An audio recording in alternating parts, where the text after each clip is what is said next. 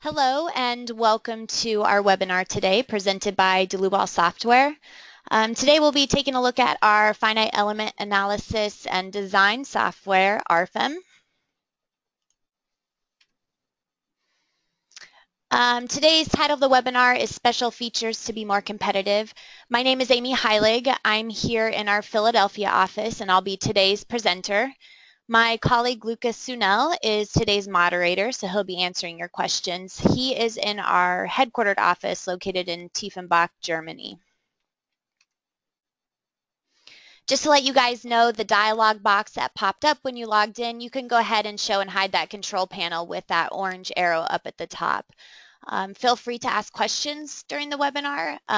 You can use the chat option in that dialog box as well.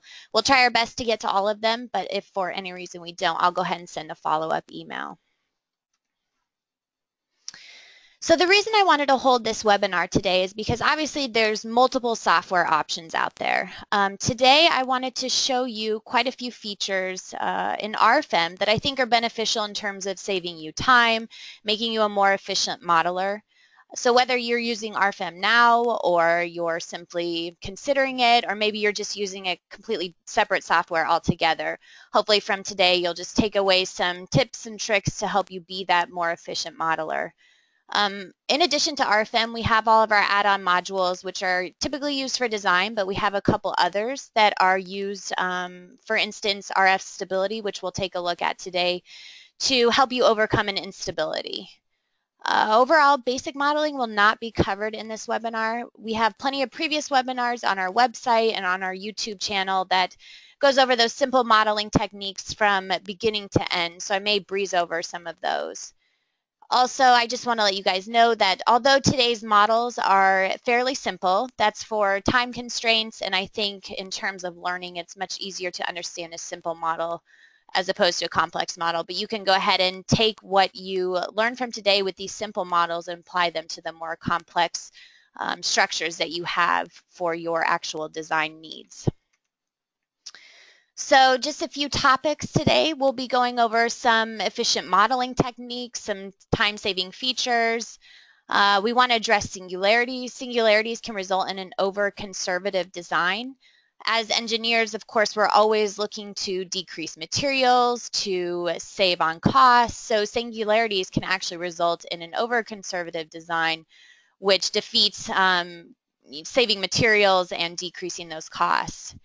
I don't think there's a single engineer out there who has modeled that hasn't encountered an instability of some sort.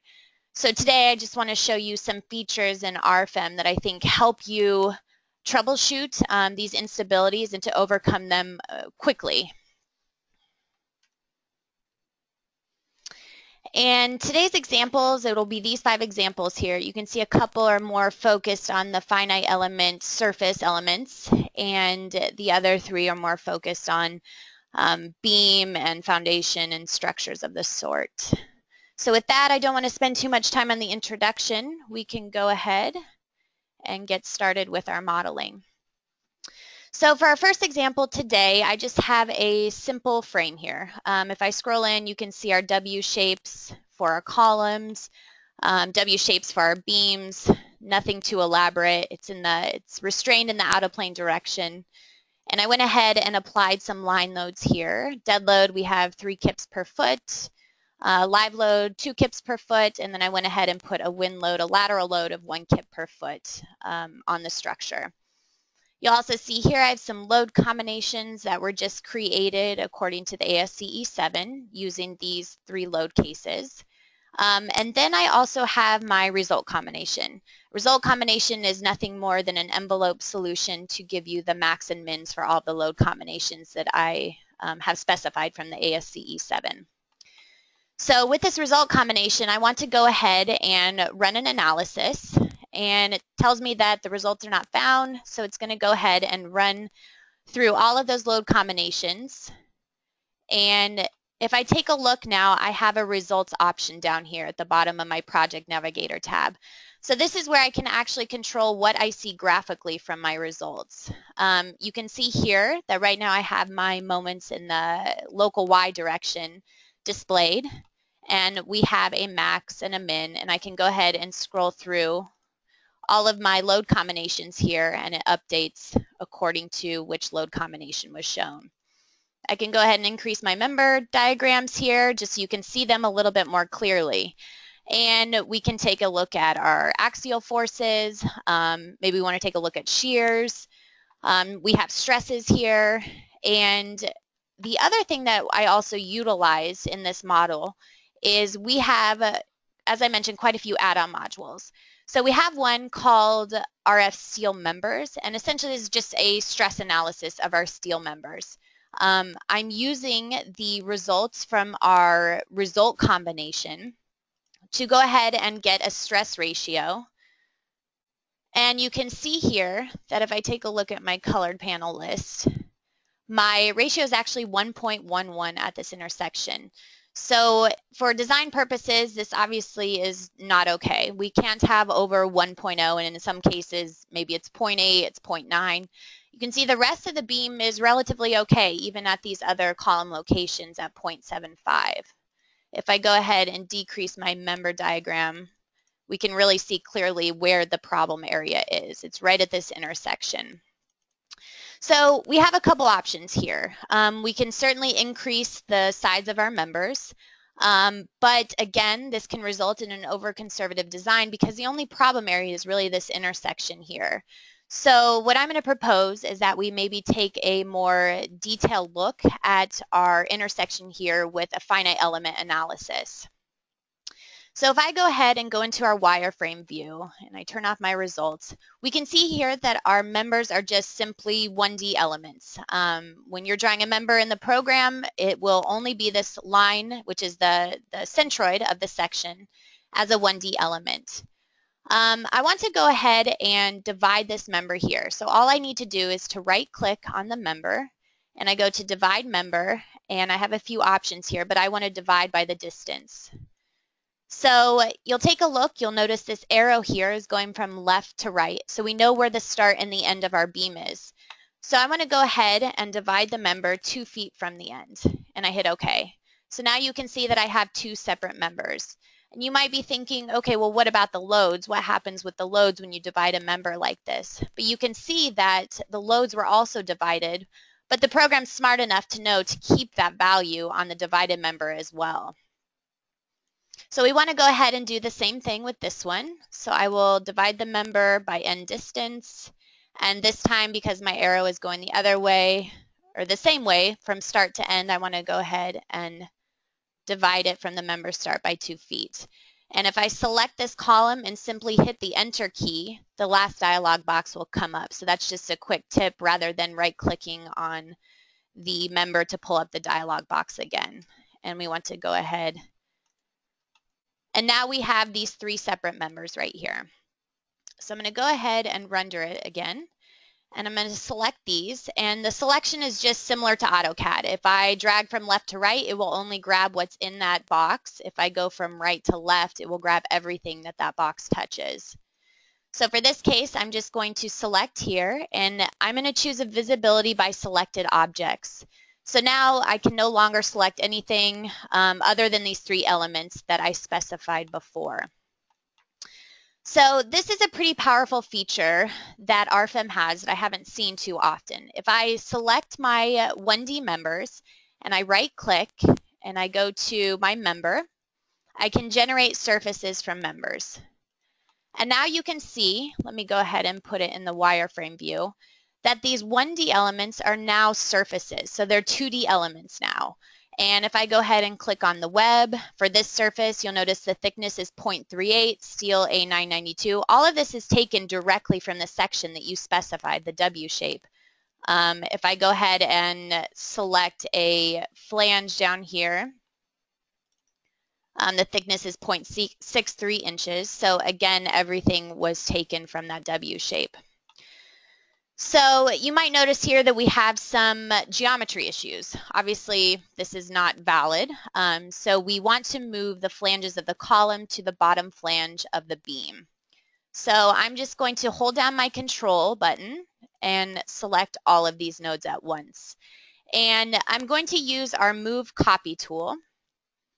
And I don't want any copies here. I'm just going to be moving. And typically I would need to know what this distance is to move these flanges down to the bottom flange of the beam.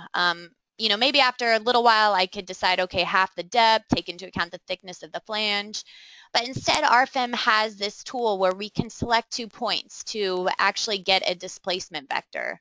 So if I select from the top of the flange down to the bottom of this flange, you can see I now have a displacement vector on dx and dz. We will not be moving it in the dx direction, but only in the dz. So I hit OK, and you'll notice that everything lines up quite nice. Now, the other thing to consider is that we have this single point here where this 1D element is framing into the surface. This can actually cause a singularity. All of these forces are being transferred to this one particular point right here rather than being distributed over this entire surface. So actually what I want to do here is to create a rigid plate at the end. For our surfaces, if you go up to this button up here, you'll notice that we have quite a few shapes that you can choose from. So we have donuts, we have semicircles, triangles, anything really that you'd like to do, polygons, and the program will create this surface element and automatically mesh everything. So there's no need to individually mesh the elements. Some other programs are required to tie nodes together, to tie elements together, but the program will do this all automatically. So for this case, we're going to go ahead and choose polygon. And for my stiffness, I'm going to choose rigid. Everything's grayed out because our stiffness is super high. So here we will just go ahead and draw our plate. And once we close the loop, we can see that we have a new element here. We will do the same for this side. And lastly, we want to do the same on the bottom of the column. And I right mouse click to get out of that dialog box. And you can see now that if I go ahead and render my views and turn off my visibility node, that everything lines up quite nicely. Surfaces are only modeled at the center line of the thickness. So we do have the option in our display menu. And this display menu is essentially everything that you'll need to adjust your graphical view. If I scroll all the way down to the bottom, I have the choice for rendering here, the model, the solid model, surfaces, and I can actually fill including the thickness. And then if I zoom in, you can see that everything lines up with the 1D element to the surfaces. I will go ahead and turn that off. And now the other thing I want to show you is the FE mesh. You can notice that the program has automatically inserted these refinements. For the sake of this purpose, I'm going to go back to our data and go ahead and delete these. Now, if I go to calculate FE mesh settings, and I think most people are familiar with this with an FE analysis, that you have to specify your length of your finite elements. Default is typically 1 foot. If I go ahead and generate that 1 foot, we can see that this is clearly too large for this situation. I mean, we only have one FE element for the entire width of this surface here. So if we go to calculate FE mesh settings and change this to 0.1, regenerate the model, we can see that this is much better. And again, the program is tying all nodes together, all lines, so you don't need to worry about any of that. Okay, so one last thing to consider is our loads. For our dead load, as I mentioned before, we kept these 2 member loads, but in this case, we actually don't have a member here anymore. We have a surface. So we need to go ahead and delete these, and I just click on the load and delete them. And I'll apply a line load instead. So line load is very similar to a member load, except for it can be applied to surfaces, for instance. So for here, we want to go ahead and apply -3 kips per foot. I just simply zoom in and click on my lines, and now you can see that the 3 kips per foot has been added. I want to go ahead and adjust my live load. If I hold down the delete key and click on each load, that will also delete those loads. Again, I want to draw a line element, and because I'm in live load up here, that is where the load case that this load will be generated into. So for this one, I want to go ahead and specify it as -2 kips per foot. Again, I just scroll in here, and we have our loads. Okay, so I believe that we are ready to run our analysis. I want to go to my result combination again, and I'm going to go ahead, and it's asking if the results are not found. And up pops our dialog box. This will take slightly longer than, of course, our 1D elements because we now have the 2D surface elements. And you'll notice here that it's just simply going through each iteration as the load increment increases as well. So instead of the members, which you'll notice that the member diagram stops short of those surface elements, which is fine. I'm going to go ahead and turn that off, and I want to actually take a look at our surfaces. If I scroll in here, now I can view all of the different internal forces for the member, shears, moments, everything of the sorts. What I'm really interested in is the stresses. So I go ahead and view the von Mises stresses. Everything looks okay until I zoom into these points. We can still see that it's extremely overstressed. So we have an option here where maybe we want to add a plate to this bottom flange, maybe an inch plate. So if I go ahead and I turn off my results and I hold down again, select this surface and hold down the control key, then I can just go ahead and select all of these bottom flanges. Now I can right click. Oh, sorry, I lost it. Let me go ahead and do that again.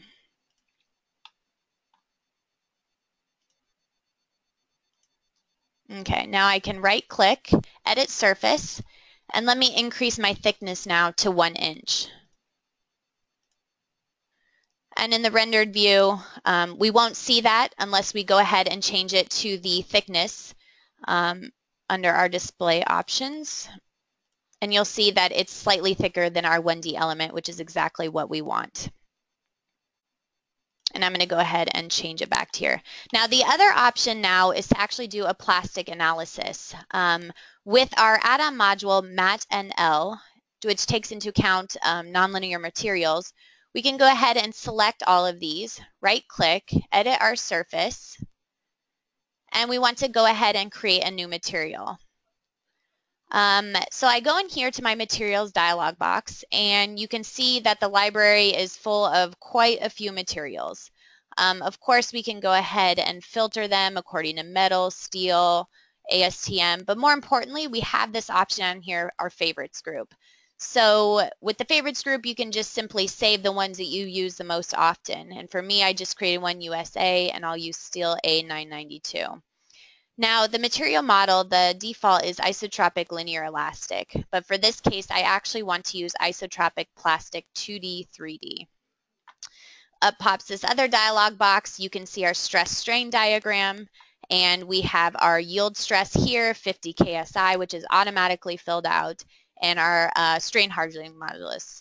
So here I can go ahead and click OK. Everything looks fine with that. I hit OK, and I hit OK once more. And I zoom out, and we're, if you're not quite sure if the material is different than the rest of them, you'll notice here that I'm actually in my table down here, and I have this steel A992, which is isotropic linear elastic, and as I highlight the field in the table, the members themselves will actually highlight as well. This blue one just means that it's not being used currently. And then the steel A992, plastic 2D, 3D, you can see that those were actually applied to here. Okay, so I want to go ahead and run my result combination again. And again, this will take slightly longer than the last one because now it's a nonlinear material. And keep into account the size of your mesh also matters for your finite element. At some point, the smaller mesh you go is not going to change your results. So what I would suggest is to keep a mesh that doesn't create a super long solve time, but will obviously give you the accurate results. You'll notice that if you decrease the mesh size and solve again, your results won't change by much. We also have this graph here that shows the maximum displacement as the program is cycling through each iteration. So as soon as this is done solving here, which will be just a second longer,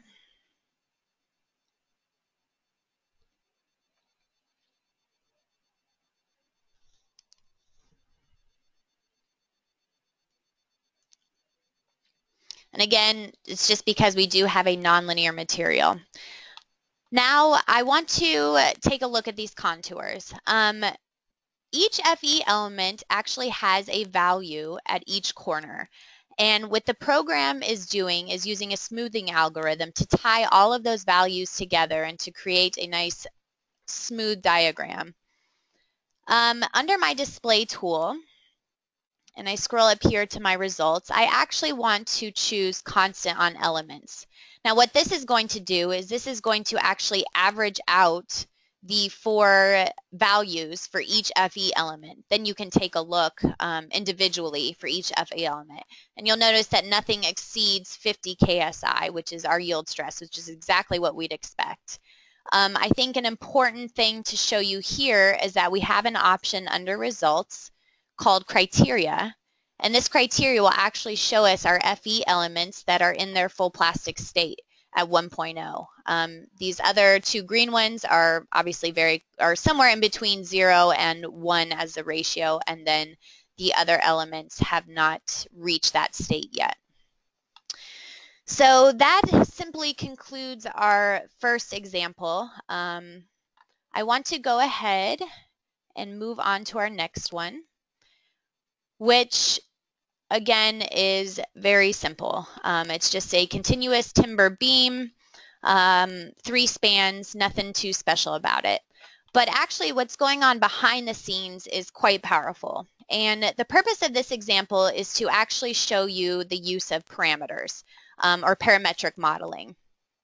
So if I go ahead and go to edit parameters, and I move this dialog box down, with parameters, you can actually define a variable in the program and then use these variables in an equation to change the span lengths, to change loads, to change angles. There's quite a few options, which if I show you here, we can change areas, angles, surface thicknesses. So I'll get into that in just a minute. But if I go ahead and type in 2 meters here, and then for my B length, which would be my second span here, I'm going to go ahead and type in 5. And maybe for my C length, I'll go ahead and type in 3. I hit apply, and you'll notice that everything is updated. Support's removed, and I also want to show you that if I go ahead and look at my dead load, everything was adjusted with the loads as well. We have separate live loads on each of these spans, and those were all updated as well. Now let's say I want to edit my live load to, let's say, -2 kilonewtons per meter. And I go ahead and hit apply. You'll notice that now the live load was updated. So you can understand the benefit of using parametric modeling for a company that maybe creates a lot of the same structures, but of course geometry is changing slightly, maybe some loads are changing slightly, but overall you can use the parametric modeling to deal with structures that are very similar to just improve your efficiency. Now, the other thing I wanted to show you is if I go ahead and, again, I created quite a few load combinations from the ASCE7. If I take a look at my result combination, and it's asking me, do I want to go ahead and run the calculation? Yes. So this is just finding the max and mins of all those load combinations. And now I want to take a look at my support reactions.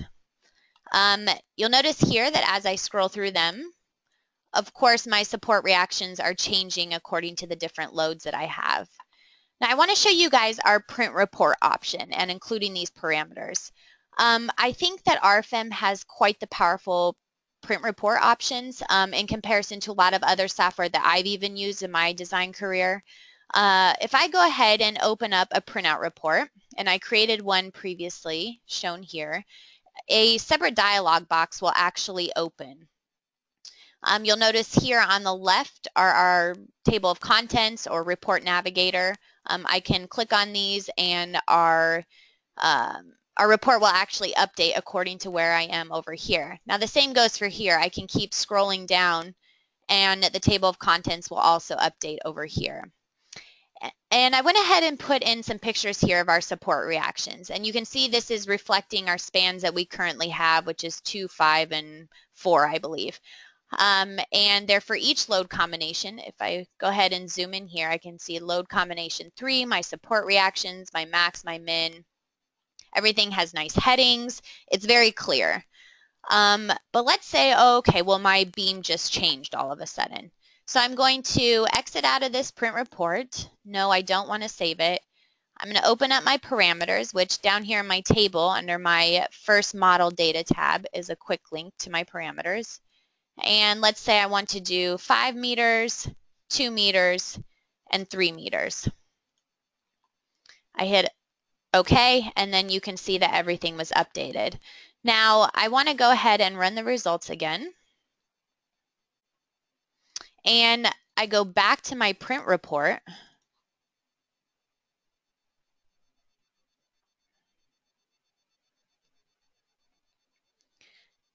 And now I want to go ahead and jump down to these pictures. And you can see,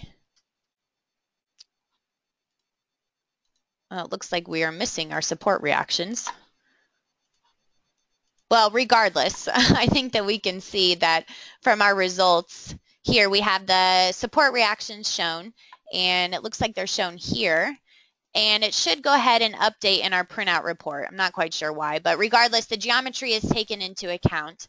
And everything in the print report will be adjusted according to your changes that you just made here. I can go ahead and showcase this a little bit further with the printout report by taking a look at our members. I'm going to turn off my support reactions, and I just want to go ahead and view my moment about the y-axis. Of course, as I scroll through, oh, that was probably the issue. I didn't run a result combination. So again, this is just an envelope solution of all the load combinations, and I think that's why the print report didn't show up, because I didn't run all of them. I can go ahead and scroll through each load combination for the moment about the local y-axis. I go ahead and increase these. And let's say I wanted to print off this moment for each load combination. Typically, you would have to take a picture or a graphic, insert it into your PDF print report, go back, change the load combination, do the same thing. But we have an option in here called mass print. If I go ahead and go to my print option, graphic printout, I see the mass print here. Now I can go ahead and hit these settings right here, and I have 3 tabs that pop up: model, loads, and results. I'm currently in results, and the program knows that I'm looking at the moment about the y-axis. But for my load cases and combinations, instead of the current one that I'm in right now, I'm going to go ahead and select all. I hit OK, and now the program's cycling through each load combination for my moment about the y-axis, and it's going to go ahead and insert those into this print report automatically. So you can see now that my support reactions were updated. I just needed to run my result combination. But if I go ahead and scroll in here, I can see that now I have my load combination 1 with my moments, and it shows my max and my mins. Scroll down, load combination 2, load combination 3. Everything is done automatically. So I think you can imagine how much of a time saving that is when you can use this mass print option. Okay, so the question is, with parametric modeling, how do we actually incorporate these parameters into a model? So for the sake of time, I have already created this simple beam, and I've applied some loads on it just according to dead load and live load. And I want to go ahead and edit my parameters. Now if I type in A for my first span length, the length automatically pops up and we'll just do 3 meters. B for my second span length, we'll do 5 meters, and C for my third. Now you notice nothing in the model is changing right now. I'm just simply defining what parameters I want to have in the model. And we'll go ahead and make this one 4. Now let's say we also want to consider dead load. Now instead of length here, I actually want to go down, and this is where I told you before there's quite a list to choose from for the amount of parameters you can actually define. Pre-cambers, moments, stresses, time, mass, percent. So we have quite a powerful option here when it comes to parameters. For this case, I'm just going to go for a line force, and I will go ahead and do -4 kilonewtons per meter, and maybe my live load, again a line force, and I want to do -2. Okay, so now that we have our parameters defined, we need to actually apply them to this model. So for node 1 here, actually it's node 2, we want to go ahead and edit it. So to edit it, all I need to do is just double click on it, and the dialog box pops up. My coordinate X here is just a static 4 meters. So I want to incorporate that parameter in there. So I can actually click on this little box here. I have the option for a calculator to measure. Full precision is just increasing the decimal places. But instead I want to choose edit formula. Then we have all of our parameters available here. If I double click on A, I check it. Now you can see this little yellow highlight. It's telling me that it's using a parameter to define my X coordinate. I hit OK, and now that should be dependent on my parameter. Before I do the other ones, I want to go ahead and just quickly add some dimensions to this. And just like AutoCAD, you can just click on each node and bring down the dimensions. Let's say I want to add my unit. And now I can see visually the span length between these different spans. I go ahead and do the same thing to this node. It's set at a static 9. I want to edit my formula, and I'll do A plus B. And now, again, it's dependent on those parameters. And lastly, I want to do this one, and I will go ahead and edit my formula, A plus B plus C. Okay, so everything is now dependent on my A plus B plus C. Now we also need to do the same thing for our loads, and we can go ahead and highlight all of these. We right click, edit member load, and we can go ahead again the same way that we define those node coordinates. Instead, here for the load parameters, for the actual value, I can use this arrow, edit formulas, and choose my dead load. I hit OK, and now that dead load is dependent on that parameter. Now we just need to go ahead and do the same for each live load. And so instead of dead load, I'll go ahead and choose live load here, hit OK, and I do the same for each span. Edit my formula, add my live load, hit OK, and lastly I have this one. Okay, so now if I go ahead and move this up and I open up my parameters, I change this to 2 meters, 3 meters, 6 meters. We should see that everything is updated just fine. For our live load, we'll go ahead and choose -6 and apply that, and everything is updated. So you can see that this is obviously quite valuable, again, for a lot of the similar structures that you're working on, or maybe it's the same structure and there's a lot of changes going on within the design process. So that sums up that simple model. So we'll go ahead and move on to the third one. This one is a little bit more complicated FE analysis with our surface elements. And I also created this model to have parameters in it as well. So you can see here I've defined my parameters, my angles, my loads within my pipes, which you can go ahead and define a pressure load within this pipe and maybe the spacing between. If I go ahead and change this to 30 degrees and I hit apply, you'll notice that this pipe automatically changed to 30 degrees here. One thing to take note is that this is an intersection of surfaces. And you'll notice that when I change this to 30 degrees, everything was updated. There's no need for me to change my FE elements. I don't need to go back and change the geometry. The program's smart enough to make all of those changes as I go ahead and adjust the model. I can show you guys again, if you take note at this 50, I can go ahead and change my angle right to, let's say, 70 degrees. And I'll go ahead and hit apply. Again, everything is updated automatically. I even have the ability to click here and right click to edit the component's parent surface. And we have a pipe option here. And I can change my radius to 2 feet. Again, everything is automatically updated. Those surface intersections are moved up and everything looks quite nice. We can do the same here. Maybe make this radius a foot, hit OK, and again, everything looks okay. So I want to show you guys how to go ahead and create this model and create an intersection of surfaces. So I'm going to go ahead and open up this beginning model, and all of these are just line elements. They're not members, they're just simply lines in the program. I can define maybe members out of them if I wanted to, but in our case, I'm going to go ahead and apply a pipe surface. So I'm using these quick tools up here, and you'll see there's an option for pipe. Maybe my material when I first open it up is something like concrete, or maybe it's even timber, just something not applicable.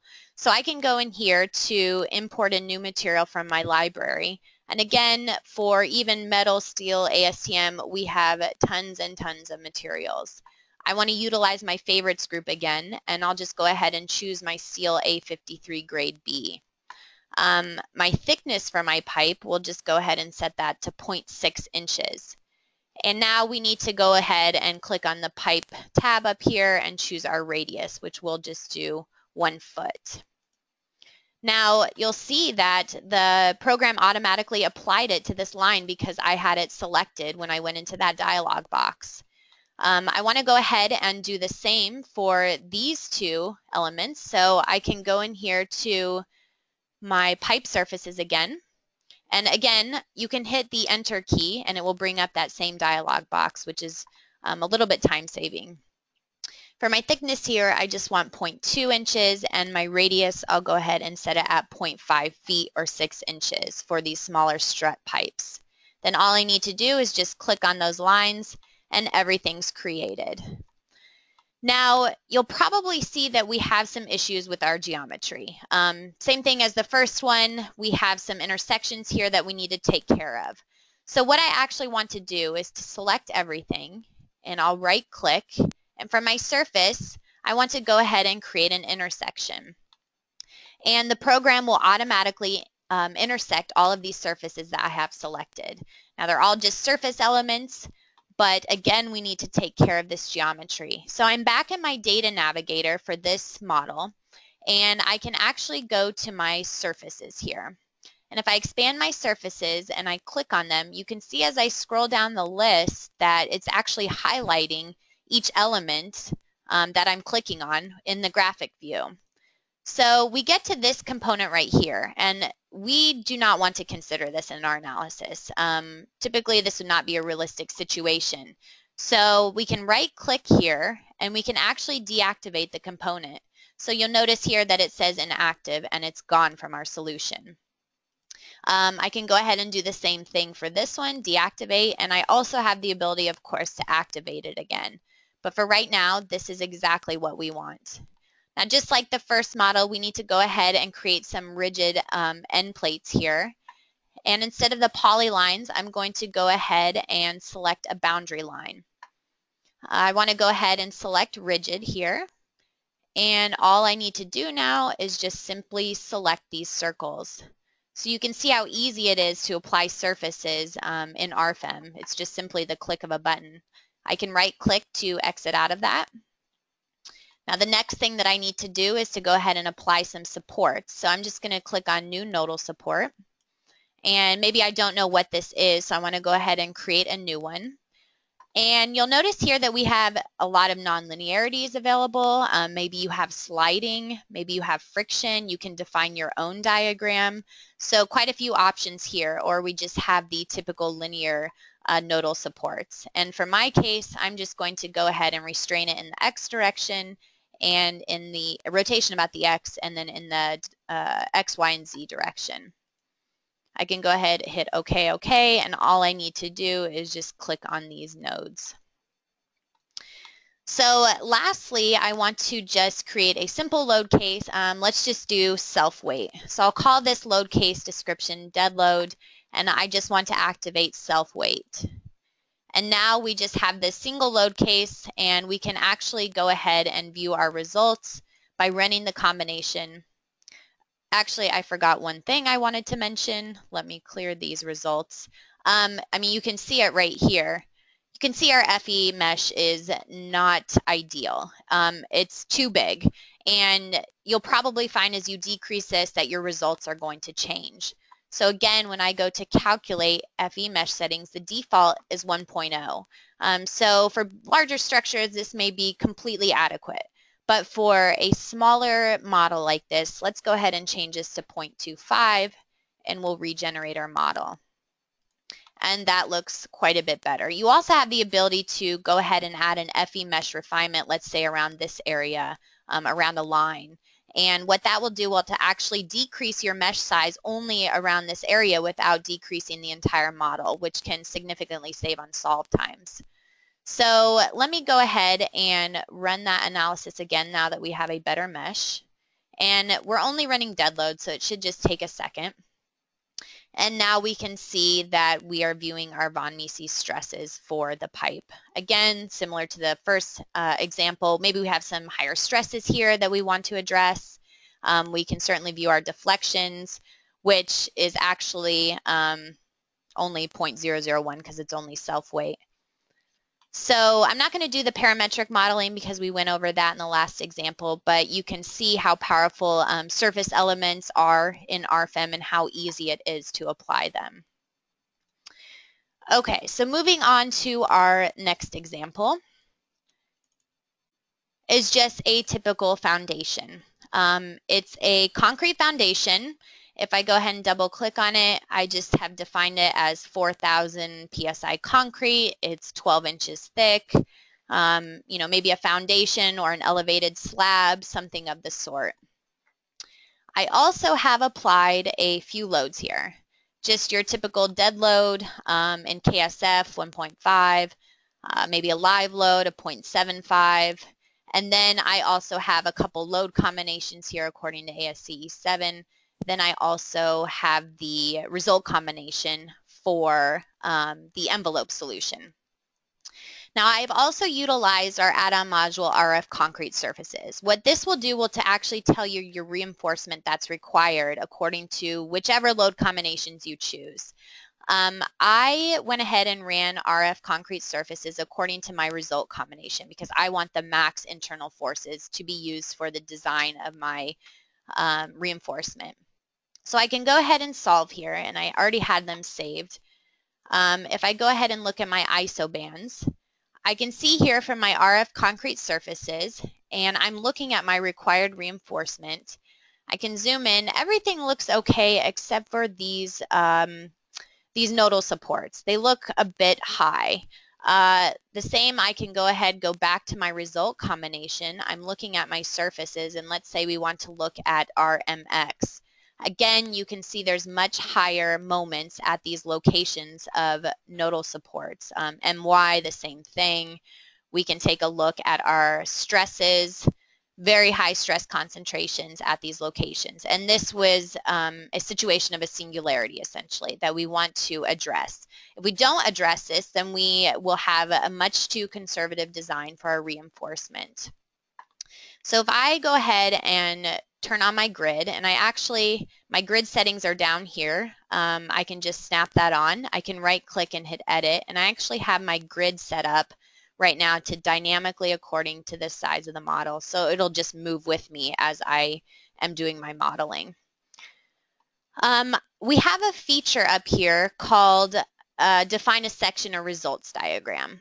So what this does, if I go ahead and click on it, and I want to define a section right down the center of this where those nodal supports are, and up pops this results diagram. So essentially, this is going to be just a section cut right through where I defined it, and you can see that my values are changing as I'm scrolling over the length. Right now we have deflection shown in inches. Down here are my stresses. Maybe I want to view the MY.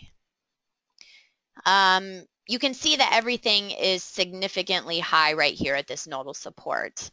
So this is the singularity option that we want to address. Up here, I can scroll through my load combinations, and I want to take a look at maybe my required reinforcement. I mean, we're up near 5.93 inches squared per foot at these locations. Everything else is relatively low. So we do need to address the singularity. I'm going to go ahead and save this section as midsection so that once I exit out of here, and I'll go ahead and turn off these contours, now I can view my results as this save section. I can go ahead and scroll through load combinations to take a look at anything that I want to view here. And let's see. So how do we deal with these singularities? We have a couple options in the program. The first is we can actually consider a column support here with the correct spring stiffness to distribute the load to all the surrounding FE elements here. So rather than just all of the load being placed on these single elements or these single node points, we can actually distribute the load. And I think this is a pretty cool feature of RFEM, again, that I haven't seen too often, but we can actually go here to a new nodal support. I'm going to go ahead and create a new one. And instead of using these definitions down here, I can create elastic support via column in the Z direction. And up pops this edit column. I have three options here. I have an elastic surface foundation, which you can see our springs here are being tied to the FE elements, an elastic node support so that it's being tied to a single node, or a node support where it actually adjusts the stiffness of the FE elements as well. For our case, we're going to use an elastic surface foundation. Let's say our column or our pier framing into it is circular with a diameter of 24 inches. And let's say that I want to go ahead and define this column height as 7 feet, and maybe support conditions at the column base is rigid. Now you'll notice here that everything has updated according to the stiffness, the spring stiffness, and these parameters that I've entered in. It's based off 4,000 PSI. So as you change this, you'll notice that the springs are actually changing as well.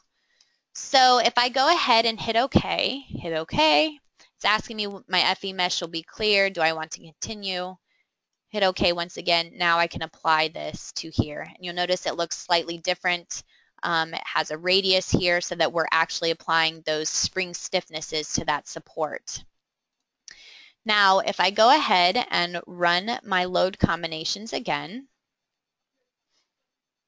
and this will actually be running the concrete add-on module to take a look at my required reinforcement. So if I mean, we can see it visually here. Let me go ahead and turn off my grid. If I go ahead and select midsection here, I right-click, go into my results diagram. Now we can see that it is now undefined. We're only defining our reinforcement up to the surface of that column, up to the face of that column, which makes sense. This is typically what you would do. Now we can see that the surrounding reinforcement required is much, much lower, but we're still looking at this singularity on the other node, which is exactly what I wanted to show you guys, that how much our required reinforcement has decreased. So I want to go ahead and scroll back to our results combination. Again, I wanted to show you guys deformations don't really matter, but our stresses, again, are significantly lower at the face of the column as compared to the single support over here. If we want to take a look at MY, we can scroll down here. undefined right here, still significantly high. So that is one way to deal with that singularity. Now we have one other option. If I go to my data and I expand on the model I am in, and I can go ahead and look at my average regions here. If I right click and do a new average region, then this will actually, I can define my, first of all, I want to define my surface. Then I want to define, okay, where do I want to average out these regions? I want to do this point support here. Maybe I want it to be circular, and I want the dimensions to be, I don't know, let's say 3 feet in this case. Now, what it's doing is it's going to average out in both the U and the V directions, which we have a nice picture here to show us exactly what all of these mean.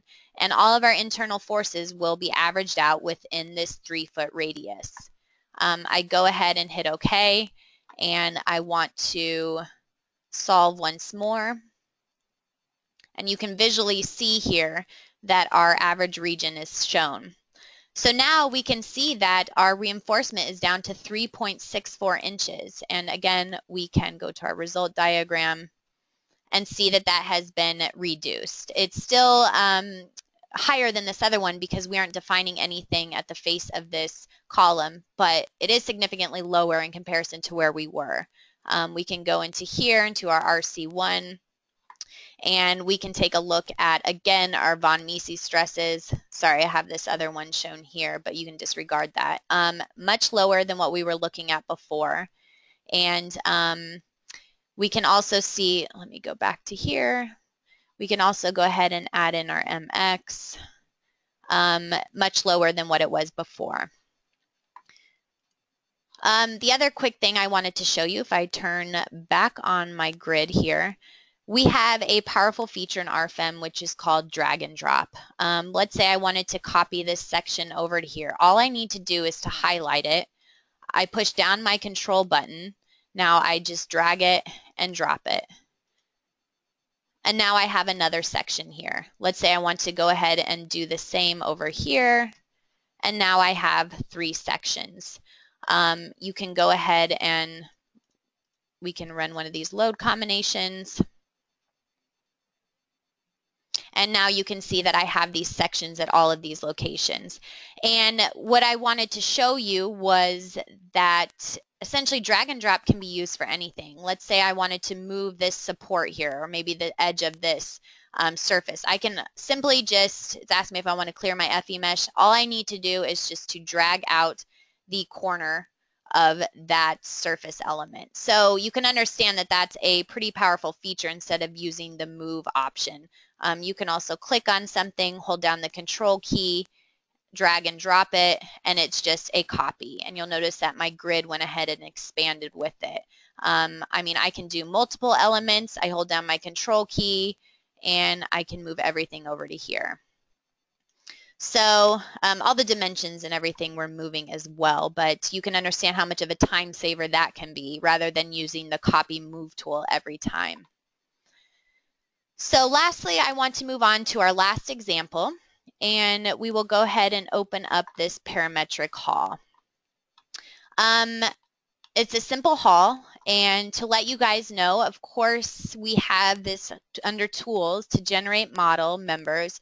You can create quite a few different structures here. The continuous beam I used for one of our examples earlier. I didn't showcase it, but it's possible to do continuous beams, but more complex 3D frames, 3D hauls can be created. If I go ahead and click in here to create a 3D haul, you'll notice that I can define all my geometries. It's laid out very clear here in the picture. Any bracing that I may have, I can define my cross sections, and I would hit OK, and my 3D haul would be created. This one is also based on parameters. Let's say I wanted this to be 15 and maybe another 15. Oops.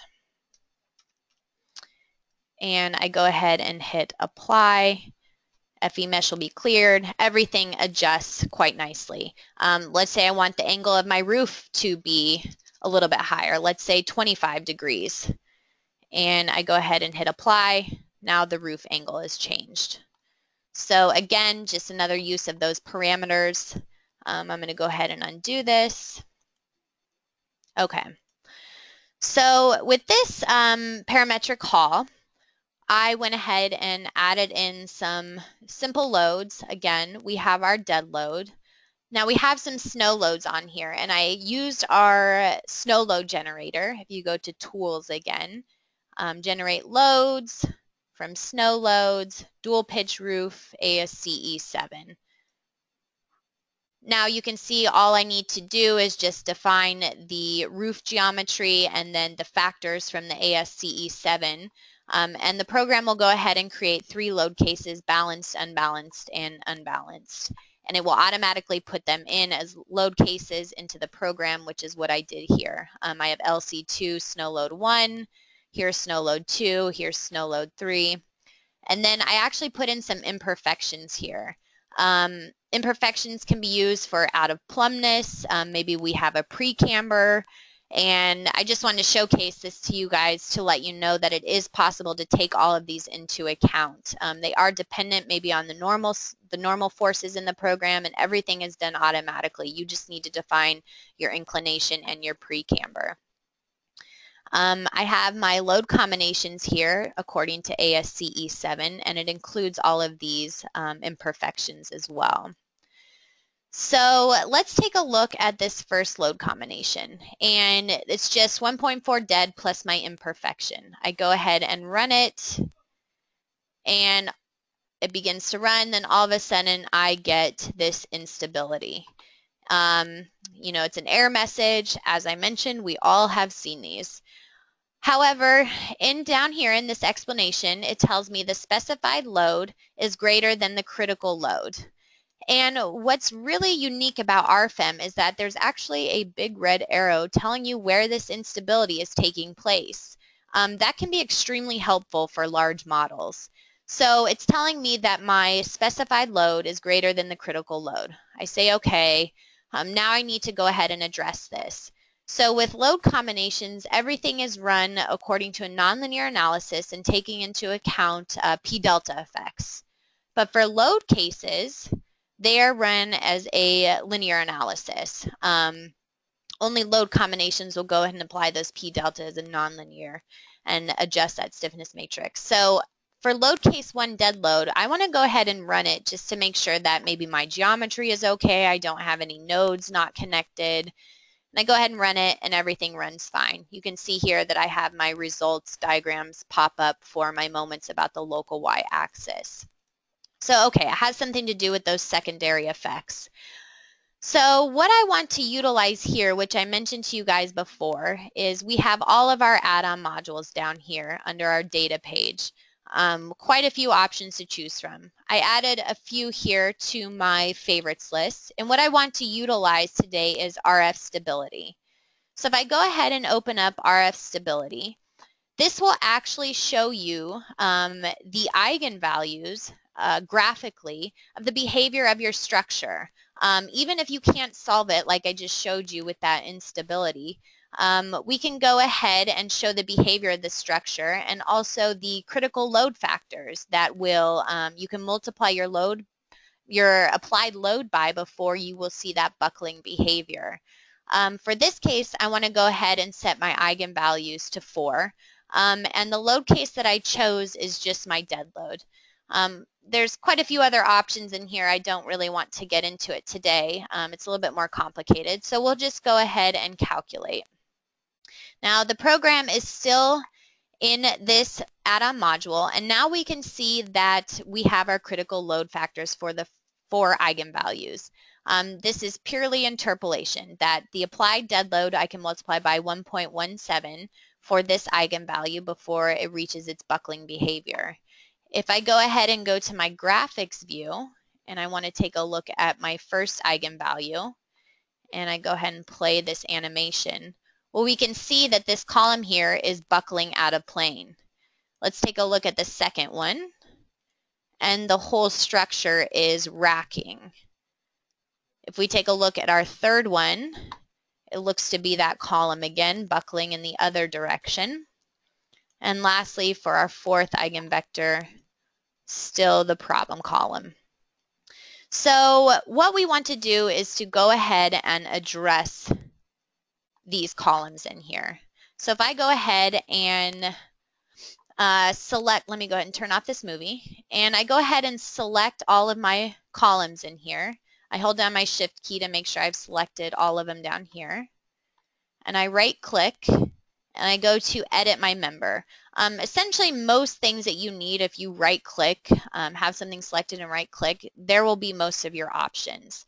So for this one, I want to go ahead and edit my member. I see that these columns are a W8 by 58, which is extremely small. So maybe we want to consider increasing the section size. So I can just go ahead and modify here. And I'll again modify my shape here. And it brings up all of our cross sections. I have my favorites group activated.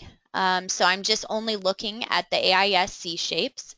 And let's say we want to maybe go ahead and select a 10 by 68. Still A992 is fine. We can always modify that here as well.